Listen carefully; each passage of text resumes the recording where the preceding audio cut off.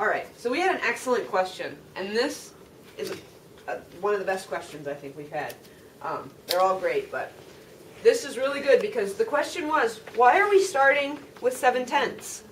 Why is our number line here starting with 0.7 and not starting with 1 or not starting with 0, right? Why is it starting right in the middle here? The truth is, this number line continues either way. We are just looking at one piece of it, okay?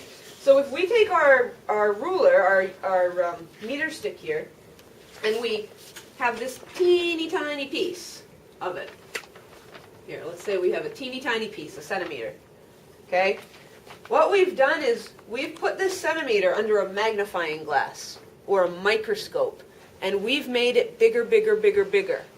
Okay, so it's kind of like I zoomed my eye in just on this centimeter, and I can only see this much of it. Okay? But just because I'm only looking at a tiny piece of it, it doesn't mean these other pieces aren't here. These other pieces are still here. Okay, I want you to look right up here. These other pieces, they're still here. But I'm just looking at this one piece of it and making that one piece bigger. Okay, and that's what I'm seeing. It's just like a tiny little snapshot. It's kind of like when I take a picture in the classroom. I take a picture of maybe the library or of our hands, on the books there.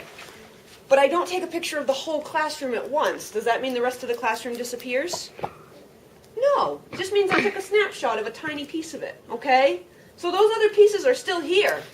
They're still here, but we couldn't write them all on there. We couldn't possibly get them all in the picture, because if we did, it would be too much for us to look at.